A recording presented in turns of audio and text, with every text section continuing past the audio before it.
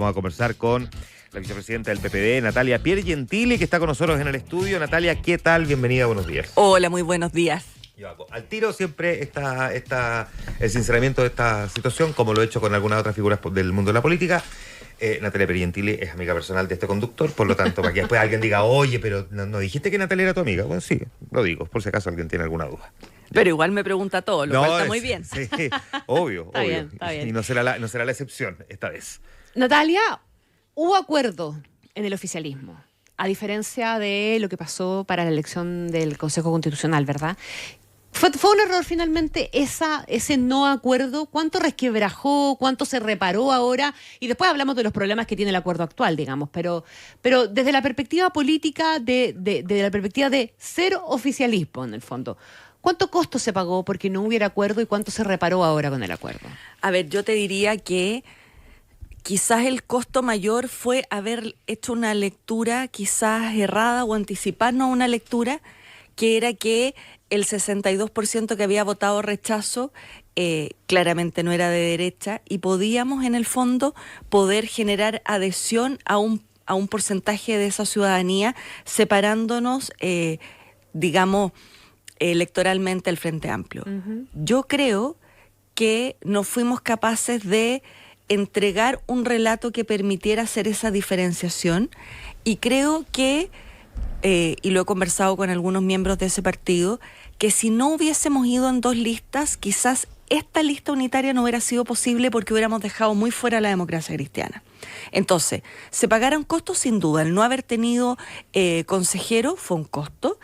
El no haber repostulado a la presidencia, en mi caso particular, por supuesto que es un costo, porque uno asume las derrotas electorales, pero con perspectiva, creo que eso afianza más la idea de que tenemos que volver a construir un relato de centroizquierda. Prueba de eso es que posteriormente ha salido un manifiesto y que la democracia cristiana hoy día fue parte de un gran acuerdo porque finalmente fuimos capaces también de acogerla en su diferencia como sector. Uh-huh. Ahora, eso tuvo probablemente una cuestión política bien de fondo, que fue probablemente el primer acto en el que se transparentó lo que a estas alturas ya es un hecho, que es una diferencia súper marcada de dos oficialismos.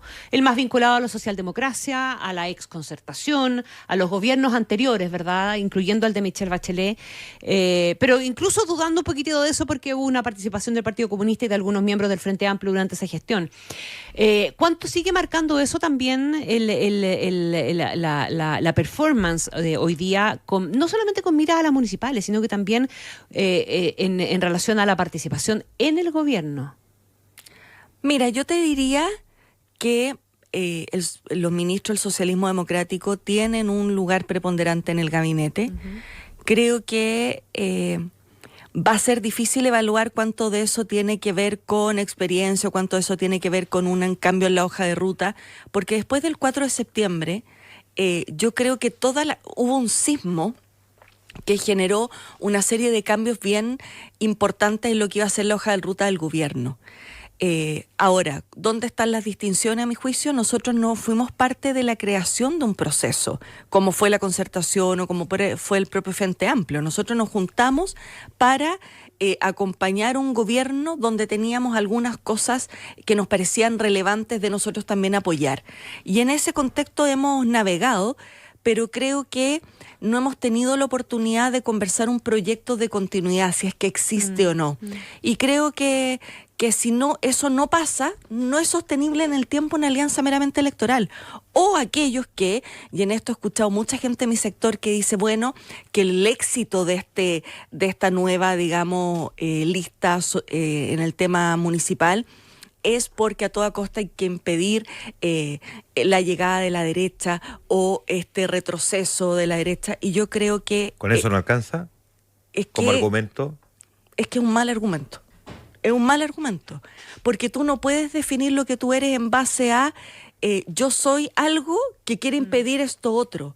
Y me parece que además es una falta de honestidad intelectual porque hay ciertos municipios liderados por personas de derecha que lo han hecho muy bien. Y que la ciudadanía... Por ejemplo, yo te diría que en regiones hay municipios que uno ve interesante.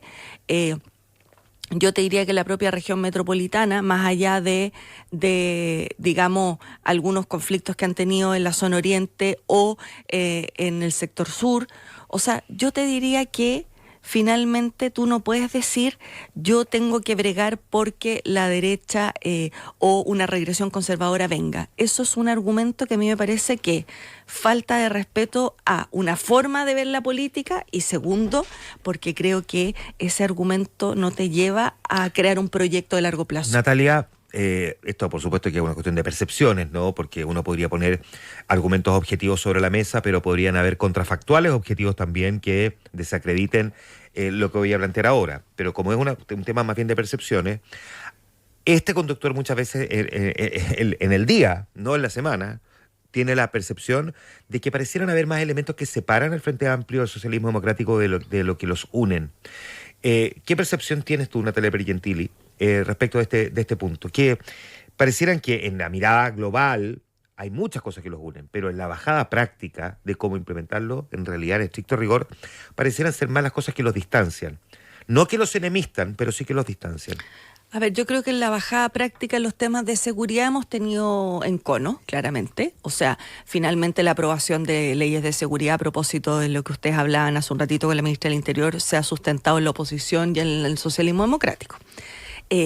Creo también que la práctica de la gestión gubernamental, que a veces parece poco atractiva, también marca una diferencia, que no tiene que ver solo con la experiencia, tiene que ver con la vocación de hacer las cosas en tiempo y forma, tiene que ver con la vocación de entender que la gestión pública bien hecha también cambia realidades. Entonces yo siento que hay una cosa muy performática a veces en el Frente Amplio, pero que cuando uno hace la bajada cuesta un poco terminar de cuajar. Y yo siento que en ese sentido... estoy hablando de también lo que yo percibo y cosas que tengo como experiencia, que en el caso del socialismo democrático no hay esta perspectiva grandilocuente de la refundación, pero sí de una reforma bien hecha, paulatina, de ir haciendo cambios, que la gradualidad es importante, en fin. Que es lo que la gente más bien estaba pidiendo, no la refundación, no el borrón y cuenta nueva, sino que más bien el ayornamiento, por decirlo, de las instituciones, de las leyes y el adaptarse a la realidad del siglo XXI cuando ya vamos a cumplir un cuarto del siglo XXI. Yo creo que la ciudadanía tiene todavía pendiente muchas de las cosas por las cuales o las banderas que se enarbolaron en el estallido social. O sea, yo creo que el tema pensión, el tema seguridad, el tema abuso, etcétera, sigue siendo una alarma. Ahora yo creo que quizás la forma en cómo se aborda cambió de perspectiva, pero quieren que se aborden y yo creo que también la política ha dado pocas señales de cómo abordar eso. Déjame preguntarte entonces cuál es la perspectiva que tú crees debe llevar adelante el socialismo democrático, porque por ejemplo ya está quedando más o menos clara cuál es la línea con la que el PC quiere enfrentar eso y en alguna dimensión hemos escuchado voces del Frente Amplio. Estoy pensando en no perder, en seguir dando la batalla cultural, como dijo en su momento el diputado Winter, y la estrategia del Partido Comunista de mantener viva la movilización, ¿verdad? Que es un tema que se planteó en el último tiempo, más allá del detalle de las declaraciones del senador Núñez, etcétera, pero por ahí va la cosa. ¿Cómo creen ustedes que tiene que abordarse eso pendiente? ¿Cómo se canaliza? ¿Cómo se sigue canalizando? Desde la valentía y desde la verdad. ¿En qué sentido? De decirle, de no tratar de hablar de un mundo nuevo que no existe y que no va a existir, y también no tratar de decir que tú eres una alternativa solo por el hecho de que la otra es muy mala. Yo creo que hay que ser capaz de tener pedagogía y de explicar cuál es la visión de sociedad que tiene el socialismo democrático, que es una visión de sociedad que se implementa en el mediano y largo plazo, de acoger de manera firme y con voluntad real los temas que a la ciudadanía le preocupan y le ocupan, como el tema de seguridad, y tratar de salir de la caja respecto de los traumas que ha tenido mi sector con este tema. Entender y ser capaz también de plantear la importancia de la empresa y del sector privado y del crecimiento y del resguardo de los derechos, pero acompañado de un modelo que no solo quiere redistribuir, sino que también quiere hacer todo lo posible para empleos y trabajo. O sea, aquí no hay enemigos, Aquí no es que el empresariado es un opresor del pueblo, etcétera. Aquí es cómo Estado, sociedad civil y empresa caminan juntos para mejorar las condiciones de vida de las personas. Y el Estado tiene que resguardar derechos, sin duda, pero no es el defensor de la ciudadanía frente a estos otros. Estos otros son parte de esa colaboración. Y yo creo que ahí está el punto focal de lo que hemos ido perdiendo, de la identidad que tenemos que volver a tener. ¿Te preocupa que el Partido Comunista sugiera que la movilización social es todavía una herramienta necesaria o una forma necesaria de canalizar esas demandas? A mí me parece que la movilización social es deseable en la medida en que sea pacífica. Si tú me preguntas a mí, por cierto que muchas de las conquistas sociales que hemos tenido han sido a propósito de las movilizaciones. El Partido Comunista en estricto rigor habló de presión social, sí, más que de movilización, sí, que tiene un connotación, claro, un matiz diferente en ese sentido, porque la manifestación es una expresión. Esas manifestaciones sociales pueden ser artísticas, culturales, en la calle, en los medios de comunicación, a través de entrevistas, pero una presión, ejercer una presión al gobierno, tiene un componente diferente.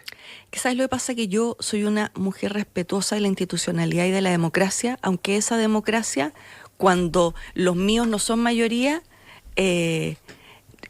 pueda no respetarla. ¿A qué sentido voy? Hoy día la conformación del Parlamento no es como cuando alegábamos que teníamos un binominal que a las minorías les daba como un empujoncito. Hoy día, mal o bien, este sistema es proporcional y tenemos una expresión del variopinto a la sociedad. Podemos discutir si hay que mejorarlo, acotarlo, etcétera. Pero hoy día entonces, cuando Perdona que te interrumpa ahí, Natalia, pero es ese variopinto que describes en el Congreso, ¿no?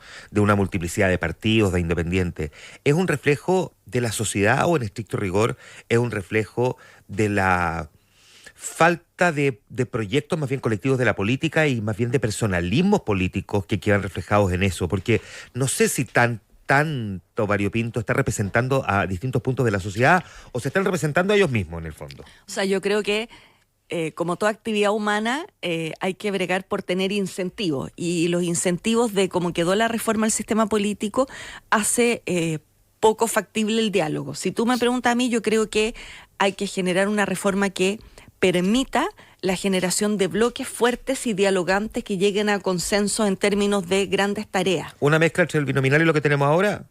O sea, en el fondo... ¿A medio camino entre una cosa y otra? Porque como que nos fuimos de un lado del péndulo al otro. Sí, yo creo que este sistema proporcional con umbrales de porcentaje o con la imposibilidad de hacer subpactos podría haber sido mejor. Uh-huh. Pero a lo que voy, al tema de fondo, es el siguiente. Cuando lo que tengo hoy día, el rayado cancha que yo me puse para jugar en este juego democrático, me plantea que yo no tengo mayoría y que tengo que ceder, dialogar, etcétera. En ese minuto es cuando yo apelo a que la calle tiene que presionar. Entonces, ¿qué respeto tengo yo por la legítima democracia que eligió a quienes están hoy día ahí? Los puedo cambiar. Puedo votar el día de mañana por otros, pero cuando las mayorías democráticas no me dan el beneficio a mí, resulta que yo igual quiero seguir imponiendo mi planteamiento a partir de la calle u otros. Yo, si tú me preguntas a mí, creo que, por ejemplo, en el tema de pensiones a mí me duele, me molesta, me ocupa que no haya piso para la solidaridad. Pero ¿qué tengo que hacer? Bregar por construir una mayoría social que apele y que quiere esa solidaridad. No ir a decir... Pero perdona, si la mayoría social la medimos con las encuestas, que es como la única forma posible de medirla hoy día, lo que te muestra es que no está por eso. Por eso te digo, y en ese sentido, ¿cuál es mi tarea como sujeto democrático? Tratar de pactar y llegar a una reforma, porque mi objetivo final no es el contenido del polinomio, es que las personas tengan mejores pensiones hoy día y que eso sea sostenible en el tiempo. Uh-huh. El polinomio es algo con el cual yo puedo ceder, pero además, si en términos de principio yo igualmente quiero en algún minuto que tengamos un sistema más solidario, bueno, tendré que hacer un trabajo social y político de mediano plazo que vuelva a instalar aquello como valioso, pero en el juego democrático, en las ideas y en el debate, no en el llamar a la presión social. En ese sentido. Ya, y con criterios de pragmatismo también. ¿Tú crees que el gobierno debiera allanarse simplemente a aprobar una reforma de pensiones como más cercana a lo que está planteando la oposición? Yo creo que tú tienes que tomar una decisión compleja, que es, ¿qué prefieres? ¿Llegar hasta el final con tu fórmula O no tener nada. o no tener nada? ¿O lograr el objetivo que ya después de tantos años de discusión, estallido social mediante, tú puedas tener un sistema de pensión que vaya aumentando gradualmente las pensiones en el hoy y sea sostenible en el tiempo? Yo no soy parlamentaria, pero si tuviera que elegir, claramente sería lo segundo. ¿Te gustaría ser parlamentaria? No lo he pensado, fíjate. No. ¿De verdad? ¿De verdad? ¿De verdad? En el último tiempo he estado pensando, digamos, un poco cómo ser parte de este proyecto de robustecer lo que es la socialdemocracia. A veces cuando veo el noticiero no me dan tantas ganas.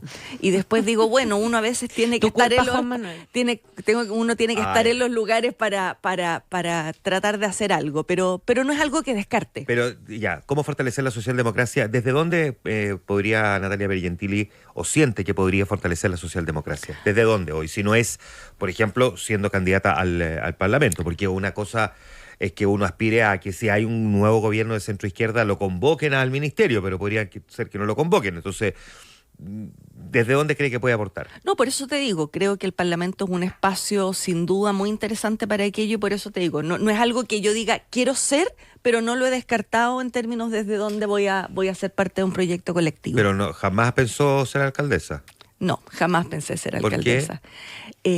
Puede ser por dos razones. La primera es porque yo soy profesora de académica en las áreas de descentralización y administración local y enseño lo difícil que es la administración de lo local, y la verdad es que creo que saliendo de la presidencia del partido también tenía que tener un tiempo para mí, para volver al ruedo en mi tarea académica. Entonces no creo que hubiera sido pertinente. Hace unos 10 días escribiste, Natalia, en el diario La Tercera una columna bien interesante respecto de lo que ocurre con el funcionamiento municipal, su forma de financiamiento, en fin.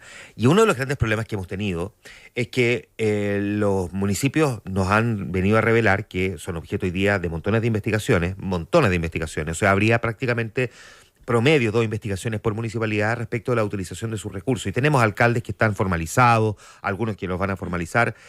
¿Cómo corregimos este problema que pareciera ser un reflejo también de una cierta realidad de corrupción en el mundo de la política que ha quedado bastante en evidencia, bien palpable, porque además atraviesa todo el arco político, todo el espectro político? No hay nadie que pueda decir, mira, en realidad a mí no, porque está salpicando a todos. Bueno, yo te diría que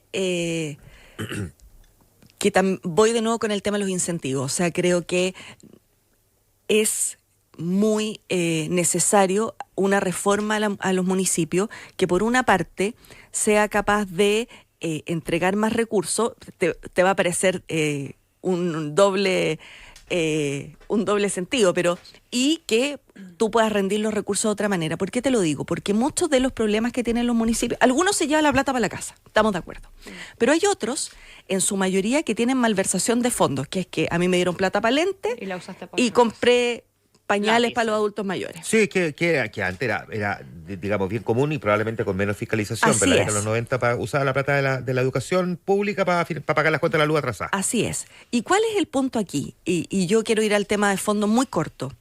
Es que Chile, como país, no nos hemos puesto de acuerdo del estándar de servicio que le queremos dar a nuestros ciudadanos. Yo ayer lo comentaba, que es que, por ejemplo, en la comuna de Las Condes tu per cápita es 900 lucas por persona.